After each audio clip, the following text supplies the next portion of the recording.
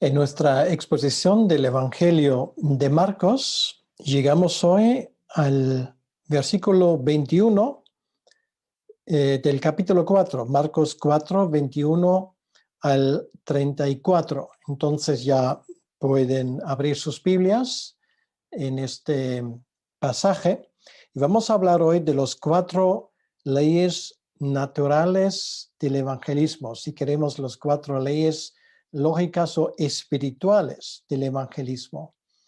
Eso tiene que ver mucho con lo que escuchamos el domingo pasado, porque el domingo pasado el Señor nos expuso en los primeros 20 versículos algunas leyes también en cuanto al evangelismo que son muy importantes. Y dije que los primeros 20 versículos del capítulo 4 de Marcos nos sirve casi como diccionario, como explicación de lo que viene después. Por lo tanto, lo que tenemos hoy, esto es algo, es una continuación que nos explica un poco mejor lo que hay detrás, perdón, lo que hay detrás de esas enseñanzas de Jesucristo.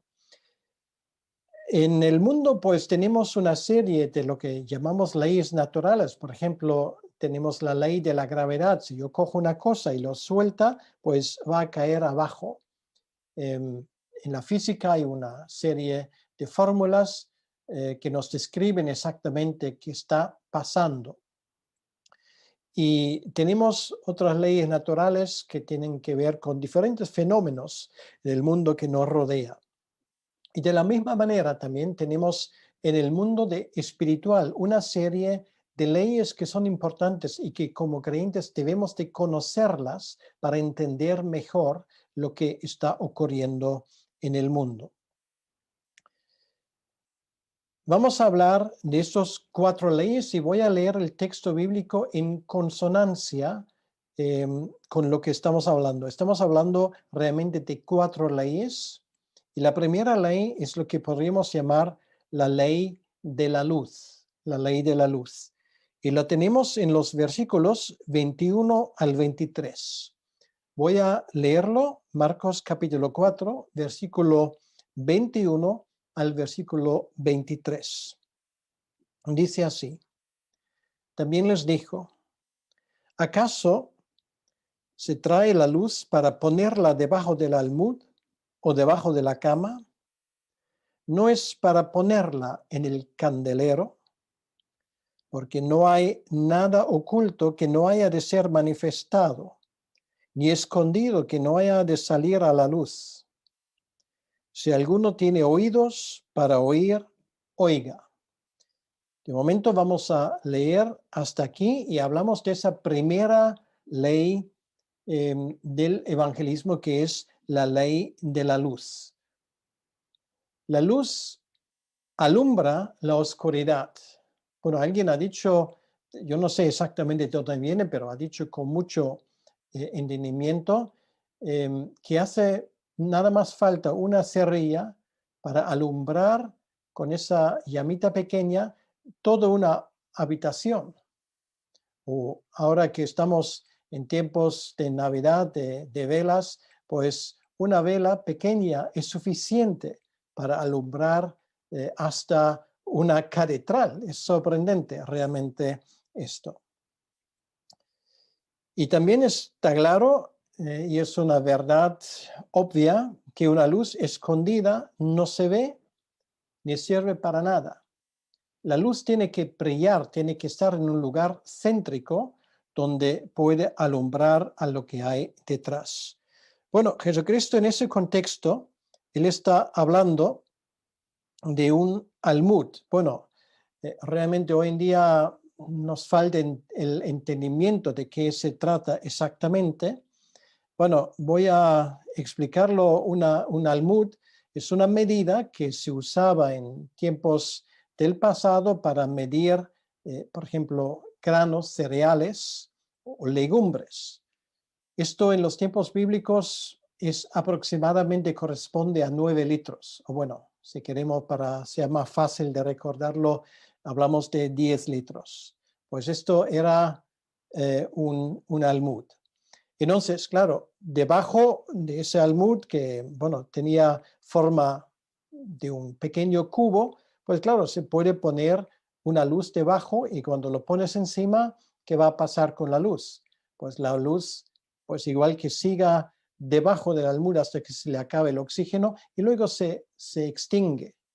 Realmente la luz tiene que estar fuera para poder brillar. Bueno, esto no es difícil, no es difícil de entender. Ahora, ¿quién es el almud o qué es el almud y qué o quién es la luz? Bueno, la luz en toda la Biblia, particularmente en el Nuevo Testamento, la luz es símbolo de la verdad y particularmente de la verdad del Evangelio que es dado a los creyentes. Jesús dijo en una ocasión a los discípulos, vosotros sois la luz del mundo. Pero ahora hay dos impedimentos generales para que esa luz brille. Bueno, el primero, ya lo hemos escuchado, que es el almud, que es algo que se le pone encima. Y el otro, pues, es la cama, donde si pones una luz debajo de la cama, tampoco te va a servir. Bueno, estos dos ejemplos representan dos peligros en la vida nuestra que también impiden que nuestra luz puede brillar. El almud representa los trabajos diarios.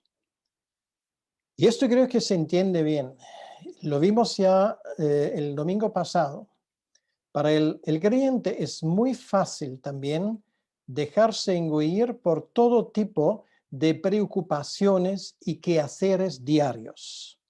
No nos dejan tiempo, nos impiden que nuestra luz brille, porque si estás ocupando con otras cosas, es imposible que tú des nada a los demás. Y en segundo lugar, la cama. La cama en ese sentido representa la pereza, el dejar las cosas para mañana, el perder de vista la meta. Una palabra moderna que habla o que se llama procrastinación. O sea, esto es dejar para mañana lo que puedes hacer hoy. Y ambas cosas son enemigos a muerte de esa luz que debería emanar del creyente. En vez de embajador de Cristo, nos convertimos en este sentido como en agente secreto. Nuestra luz tiene que brillar. ¿Por qué? Bueno, porque la inmensa mayoría de la gente que vive en este mundo no tienen conocimiento del Evangelio, no leen la Biblia, creen saber algo de Jesucristo, pero como no leen la Biblia y como no tiene nadie que les hable de Jesucristo, pues no lo entienden. Tienen sus ideas preconcebidas, pero de la fe cristiana poco saben. Es una de las grandes tragedias de esa Europa moderna del siglo XXI. La gente aquí cree conocer al cristianismo y creen saber que no sirve para nada y que además que ha dado muestras abundantes en el pasado de ser ineficaz, corrupto, inútil. Esto es lo que muchas personas tienen en la mente.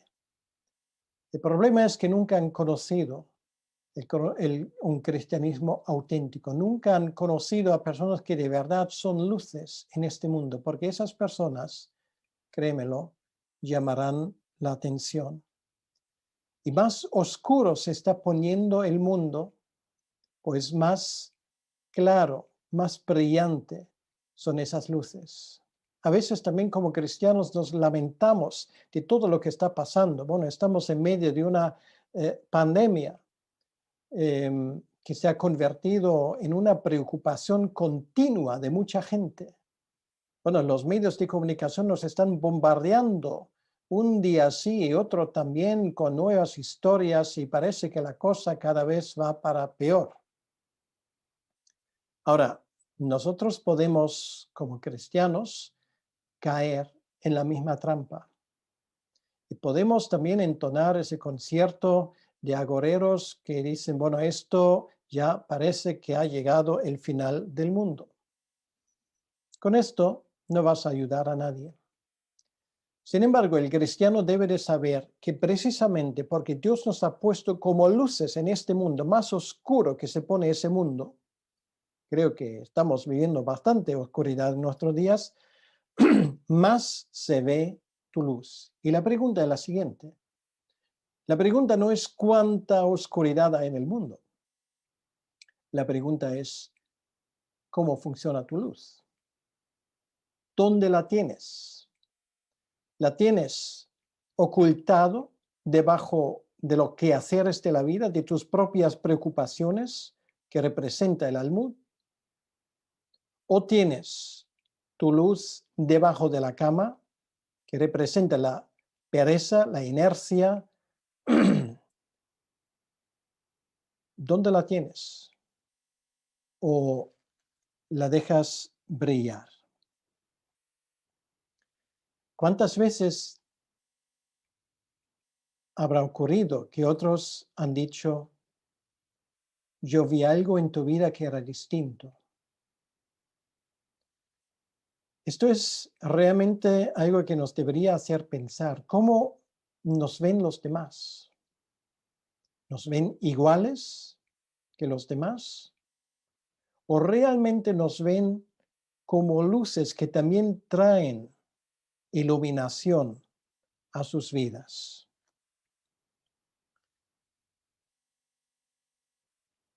Escuchar bien lo que Jesús nos dice en su palabra nos ayuda a hacer luz, porque nos alimentamos de otra fuente, tenemos otros valores. Nuestra vida se dicta por distintos parámetros, no como el mundo, con sus preocupaciones, con sus quehaceres. Nosotros bebemos de otra fuente. Nosotros realmente hemos recibido algo que brilla.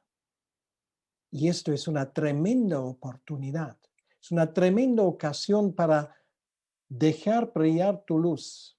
Y ahora te pregunto, una vela, una pequeña bombilla, ¿tiene que esforzarse para brillar? No. Cuando enciendes la vela, ella se nutre de lo que tiene. Bueno, yo no sé exactamente cómo eso funciona, pero sé que mientras que hay cera, pues esa luz no se va a apagar. Si se nutre como en los tiempos de Jesucristo de aceite, mientras que hay aceite, no se va a apagar. Si es una pequeña luz eléctrica, mientras que está enchufado a la corriente eléctrica, no se va a apagar. Por lo demás, no requiere más esfuerzo, brilla automáticamente. Pues, querida hermana, en la medida que esa luz que tú coges de la palabra de Dios se refleje en tu vida, tú no tienes que esforzarte. Vive tu vida. ¿Por qué? Porque Cristo vive en ti. Y esto no se deja de notar, créemelo. En un mundo de tinieblas, la luz más pequeña llama la atención y sirve de orientación para los demás. Los tiempos que corren ahora, tómalo como una oportunidad, como un privilegio y no como algo que también te debería preocupar demasiado. Esa luz, la fe que nos caracteriza, esto viene por el oír, dice Romanos 10:17. Esto habla de la importancia de escuchar la palabra de Dios, de meditarla, de digerirla, de mastigarla. ¿Cómo escuchamos mejor? ¿Cómo esa luz nos puede transformar en nuestras vidas? Déjame darte simplemente 3 consejos. ¿Cómo escuchar esa palabra para que nos convierte? Y esto es, en primer lugar, oír por fe y oír con fe. creyendo cada versículo que el Señor pone en su palabra. En segundo lugar, escucha con reverencia. No solamente es palabra de Dios, es palabra de Dios. Es palabra de aquel que creó los cielos y la tierra. Es palabra de aquel que también creó tu propia vida. El que sabe todo, tus pensamientos más escondidos, tus problemas con los cuales no hablas con nadie. Él lo sabe. Él te ha creado. Él quería que tú vivas. Y Él cuida de ti. Él es todopoderoso. Escucha lo que tiene que decirte con reverencia. Y en tercer lugar, escúchalo con devoción. Escúchalo con receptividad. Deja fuera todo lo que te pueda preocupar y dile, Señor, heme aquí. ¿Qué es lo que tú quieres de mí en este día? Y verás cómo tu luz brilla. Verás cómo esa luz brilla con un reflejo sobrenatural que viene de otro mundo, en este mundo de oscuridad. Y esto, queridos hermanos, a esto el Señor nos ha llamado. No nos ha llamado a pelearnos con todo el mundo. Nos ha llamado en primer lugar para ser luces. Y una luz, para ser luz, no tiene que hablar mucho. Si tú me dices que, mira, yo no sé hablar muy bien, no te preocupes. Deja brillar tu luz. Deja que Jesucristo, a través de tu propia vida, hable a los demás. Sé tú la Biblia, que la gente, tus vecinos, tus compañeros de trabajo, leen en el día a día. Esto es la primera luz. Esto es la primera ley, la ley de la luz. La segunda ley es la ley de dar y recibir. Y de esto el Señor habla en los versículos 24 y 25 del capítulo 4. Dice, les dijo también, mirad lo que oís, porque con la medida con que medís os será medido, y aún se os añadirá a vosotros lo que oís, porque al que tiene se le dará, y al que no tiene, aún lo que tiene se le quitará. Es la ley que yo aquí lo he llamado la ley de dar y recibir, la ley de dar y recibir. Porque el que da no se quedará sin recursos, sino siempre tendrá. Y esto tanto es cierto en lo material y también es cierto en lo espiritual. Porque con el escuchar bien, la cosa no se acabó. Ahora vamos a ver lo que esta segunda ley del evangelismo, la ley de dar y recibir, nos puede enseñar. Y está muy claro lo que dice el Señor aquí. Si no damos lo que hemos recibido, nos será quitado también lo que tenemos. Si damos, sin embargo, recibiremos aún más. Bueno, esto va en contra de lo que tal vez podamos tener en la mente. Nosotros muchas veces nos han educado de que, bueno, hay que ahorrar, hay que conservar, hay que guardar lo que recibes y no darlo con facilidad. Bueno, hay áreas donde esto tal vez tiene su aplicación, pero por regla general no es así.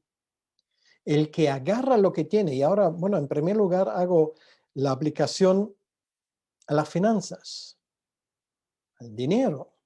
No es cuestión de mucho o de poco, es cuestión de que si tú intentas guardar lo que tienes sin tener en cuenta los demás y sus necesidades, pues lo mucho o lo poco que tienes, te vas a dar cuenta que esto se va mermando. Ahora, si tú das con generosidad, te vas a dar cuenta de una cosa que es asombrosa. Jamás te faltará. Dios te cuida. Y si tú te conviertes en un canal de bendición para los demás, no creas que nada te falte. Lo mismo ocurre en lo espiritual. Lo que tú aprendes de la palabra de Dios, los tesoros que tú sacas de la palabra de Dios, esas son cosas que no debes de guardar para ti. Eso tiene que salir, tienes que enseñar a los demás y te das cuenta que enseñando lo que sabes, no sabes todo, y yo tampoco, jamás lo sabremos todo, pero lo poco que sabremos, si lo compartimos, nos abre espacio nosotros para que recibimos más cosas de parte de Dios. Y esto es una ley espiritual. Es lo mismo si tú tienes para formar tus músculos, pues tienes que usarlos. Algunos hasta se van a un centro, a un gimnasio para hacerlo. Bueno, puedes hacerlo por ti mismo, pero hay que usar los músculos con el trabajo diario. Si vives una vida sedentaria, pues entonces hay que ejercer, hay que caminar, hay que hacer algo, nadar, porque si no, poco a poco tu cuerpo queda completamente inútil porque no usas tus músculos. Y lo mismo ocurre en lo espiritual. Y por esa razón, porque Dios a veces nos manda pruebas, nos manda dificultades, para que ejerzamos esos músculos espirituales, y haciendo esto Dios nos hace crecer. También en cuanto a tus estudios diarios, cuando lees la Biblia, que no se quede estancado dentro de ti, sino aplícalo a tu vida, comparte lo que aprendes. Hay demasiadas malas noticias ya en este mundo para seguir por el mismo trayecto. Siendo cristiano, anima a la gente, los que están en tu alrededor, con las cosas que tú aprendes de la palabra de Dios. Y cuanto más atención prestamos al comunicar bien el mensaje, tanto más vamos a comprender la Biblia. Esto es el problema de más que uno que se ha puesto a estudiar teología y se ha inscrito en algún seminario bíblico. ¿Cuál es el problema? El problema es que cuando estudias por estudiar, se te acumula mucho, pero si no lo compartes, entonces tú puedes llenar tu cabeza y te vas a dar cuenta que más tarde o temprano vas a tener ahí un atasco y te confundes con los conceptos más sencillos. Es la razón porque muchos teólogos brillantes de por sí intelectualmente son completamente inútiles a la hora de compartir y predicar el mensaje. ¿Por qué? Bueno, porque nunca han ejercitado esa ley de dar y recibir. Aprendiendo de Jesús, estudiando la Biblia, no es para acumular conocimiento, es para recibir y para compartirlo con los demás. Ahora, vamos a ver la tercera ley. Y la tercera ley es la ley del crecimiento continuo y ahora del creyente individual. ¿Vale? La cuarta ley habla también de un crecimiento continuo, pero de otra cosa. De eso vamos a hablar luego. Vamos a hablar de la ley del crecimiento continuo, los versículos 26 al 29. Y ahora, para que no perdamos el hilo con lo que vino anteriormente, de lo que hablamos el domingo pasado, eso habla ya del cuarto campo. Quiere decir, de ese campo donde cayó la semilla, la buena semilla, y dio mucho fruto. Dice Marcos 4:26, dice el Señor, decía además, así es el reino de Dios, como cuando un hombre echa semilla en la tierra y duerme y se levanta de noche y de día, la semilla brota y crece sin que él sepa cómo. Porque de suyo lleva fruto la tierra, primero hierba, luego espiga, después grano lleno en la espiga. Y cuando el fruto está maduro, enseguida se mete la hoz porque la siega ha llegado. Es precioso lo que Jesús dice aquí, esta ley del crecimiento continuo. Nos muestra la obra de Dios en un corazón abierto, nos muestra lo que Dios puede hacer en la vida de un creyente. Y en este tercer principio, la ley del crecimiento continuo, hay 4 cosas que me parecen importantes. Lo primero lo tenemos en el versículo 6. Lo primero es, hace falta un sembrador. La semilla de trigo o de otro cereal tiene que ser sembrado. La mala hierba no. La mala hierba parece que, bueno, también tiene que ser sembrado, pero nadie, ningún campesino se encarga de sembrar la mala hierba. No, esto crece por sí solo, para decirlo así. El corazón del hombre no se vuelve por sí solo a Dios. Hace falta la implantación de la semilla de la palabra de Dios. Vamos otra vez al Antiguo Testamento, al profeta Isaías, al capítulo 55. Isaías, capítulo 55, y el versículo 10, dice lo siguiente: porque como desciende de los cielos la lluvia y la nieve, y no vuelve allá, sino que riega la tierra y la hace germinar y producir, y de la semilla al que siembra y pan al que come. Da semilla al que siembra y pan al que come. La palabra de Dios hace y hará su obra en el corazón humano que lo recibe. Y esto lo vimos el domingo pasado. Esto es algo fantástico. Esto es algo normal en la vida de un creyente porque ocurre en todas las vidas de un creyente sin excepción.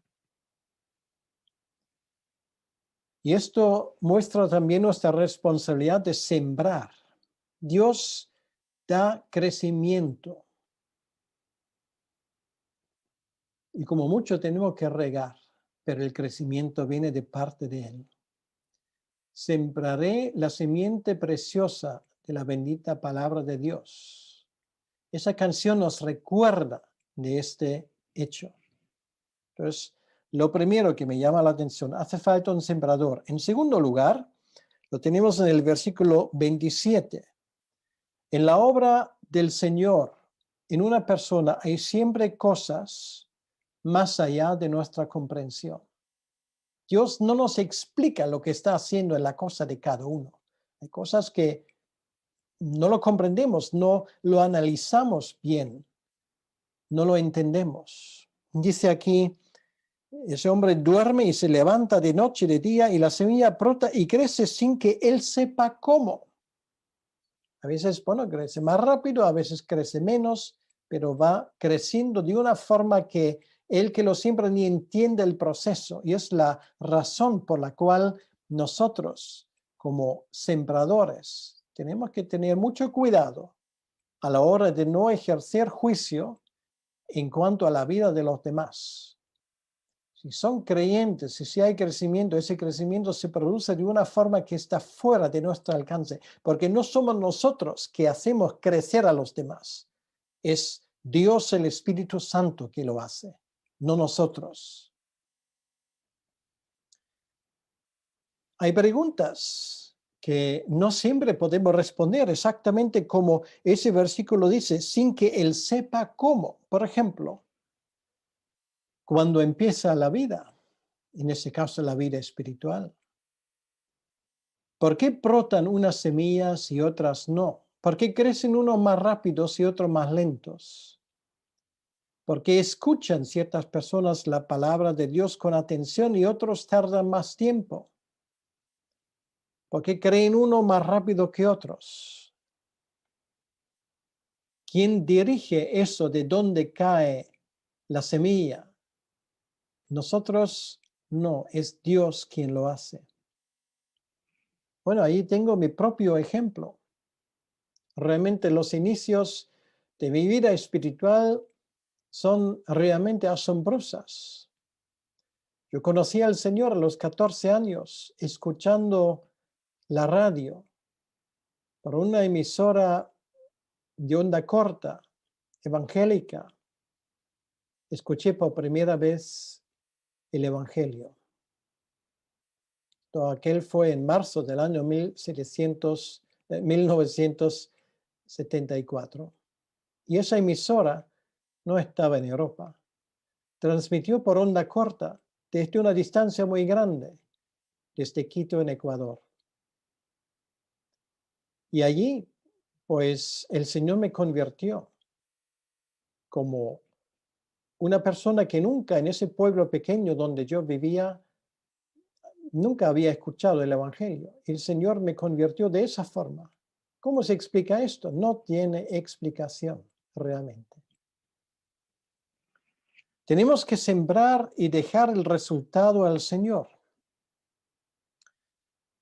A lo mejor incluso una semilla tarda tiempo en brotar, no siempre brotan en el momento. Nunca debemos de dejar caer la esperanza que algún día brotará. Y nunca olvides, tu responsabilidad no es hacer crecer, tu responsabilidad es sembrar.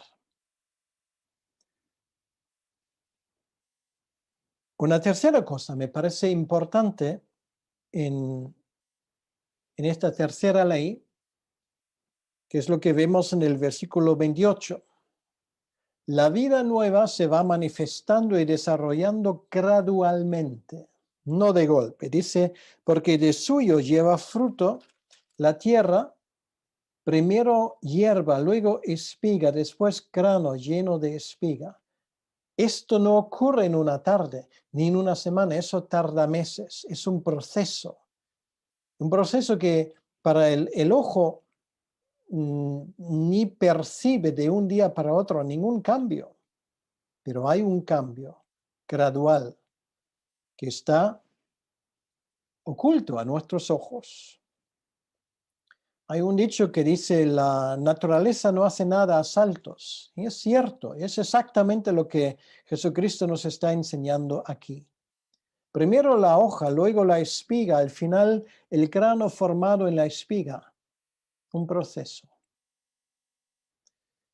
Es muy interesante lo que aquí pone en este versículo, cuando dice, porque de suyo lleva fruto. Esa palabra de suyo, en el griego, que es el idioma original del Nuevo Testamento, se llama automatikes. Quiere decir, lo hemos entendido, ocurre de forma automática, sin que ninguno de los que siembra hace nada en este respecto. Automáticamente, automate. Los hijos de Dios no nacen de nuevo perfectos ya en la fe, esperanza y el conocimiento. Esto solamente es el principio. Cuando Dios deja ocurrir este milagro, luego empieza un proceso que no terminará hasta que el Señor nos llame a su presencia. Es un crecimiento continuo que también tiene sus momentos de retroceso. Como los granos se desarrollan, así también nosotros desarrollamos un crecimiento que es un regalo de parte de Dios en nuestras vidas. Si tenemos una relación viva y personal con el Señor Jesucristo, ese proceso automáticamente se llevará a cabo. Un crecimiento espiritual que lleva su tiempo y a veces tenemos que tener paciencia tanto con nosotros mismos como también con los demás. Y mucho ojo, si queremos acelerar ese proceso de crecimiento, podemos destruir y causar un daño. Si tú tienes una planta que pones y esa planta le va creciendo, para nada te sirve si tiras para que crezca más rápido. No te va a servir de nada. Sino lo que puedes hacer, es lo único que puedes hacer, es hacer mucho daño. Y lo cuarto que me llama la atención en este tercer principio del crecimiento continuo es el versículo 29. El Señor nos llevará a su presencia cuando sea oportuno, y es cuando ese proceso termina, dice el versículo 29, y cuando el fruto está maduro, enseguida se mete la hoz porque la siega ha llegado. Y esto responde la pregunta en cuanto al final de la vida de un creyente.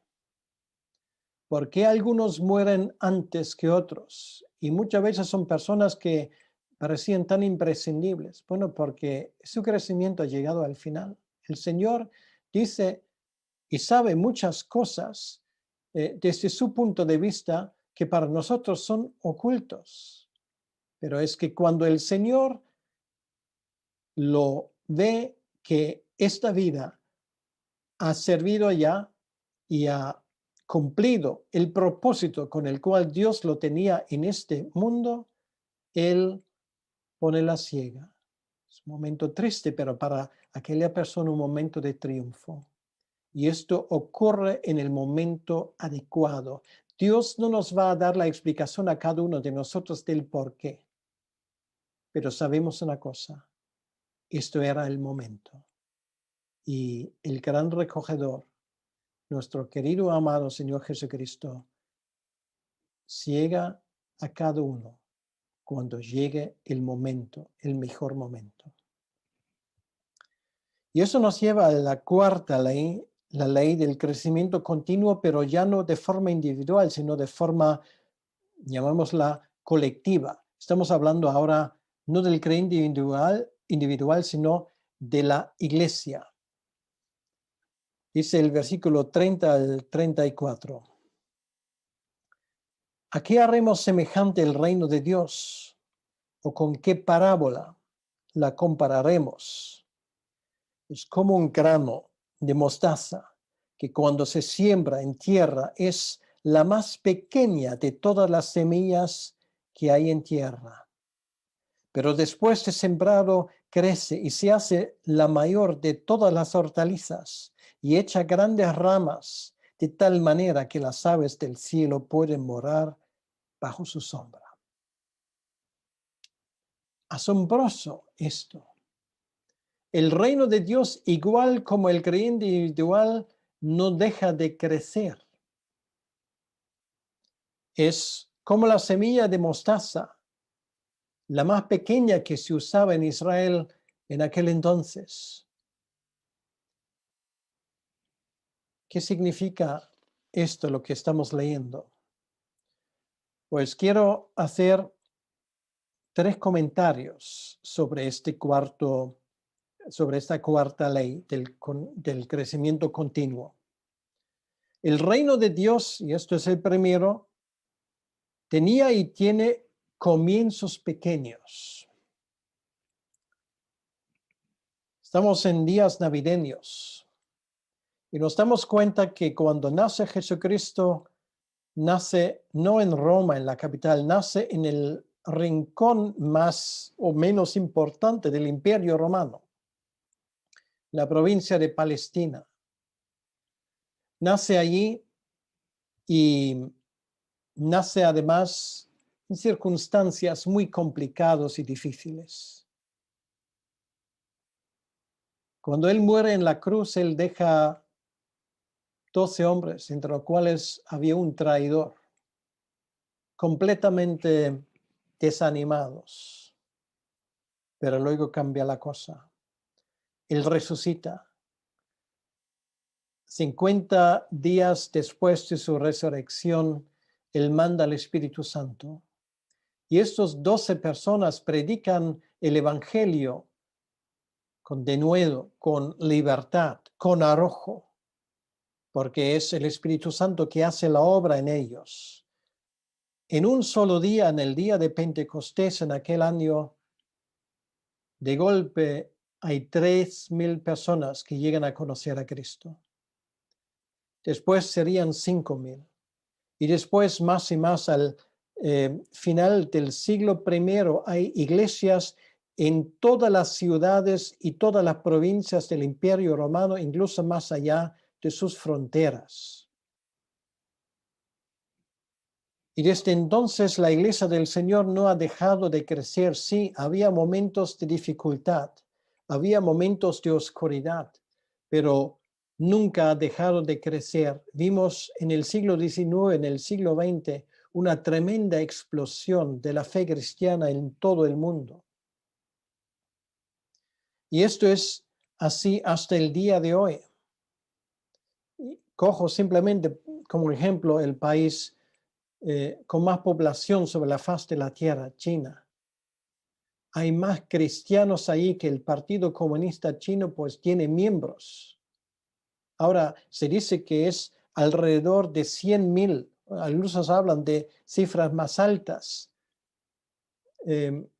creyentes en China. Esto sería aproximadamente el 10% de la población. Esto es tremendo. Y no es el único lugar. La fe cristiana avanza en África mucho más rápido que el Islam. Claro, el Islam nos quiere dejar creer que no es así, pero realmente la fe cristiana crece ahí de forma imparable. Lo mismo ocurre en Latinoamérica. Los únicos lugares donde parece que el evangelio no avanza son los países cristianos tradicionales. Y estoy seguro que también les llegará otra vez su momento de gloria. Todavía no hemos visto nada. Hoy de 8,000 millones de personas, todavía la mitad ni sabe realmente lo que es el evangelio, ni lo han escuchado bien. Pero llegará el momento cuando esas masas también recibirán la palabra de Dios y conocerán quién es su Salvador, la esperanza de este mundo. El evangelio no va a dejar de crecer por una razón muy sencilla, porque es más poderoso aquel que está en el mundo que aquel, es más poderoso aquel que está en nosotros que aquel que está en el mundo. Jesús nos dijo muy claramente en Mateo capítulo 16 que las puertas del Hades no prevalecerán contra su iglesia. Y esto es un hecho. En segundo lugar, el reino de Dios crece muchísimo una vez plantada la semilla. Ese crecimiento mundial que vemos incluso en nuestro tiempo, esto no es nada sorprendente, esto hay que esperar. Y te digo una cosa, mejor que esperes más en el futuro. La pregunta no es si esto va a ocurrir, la pregunta es si tú formas parte de ello.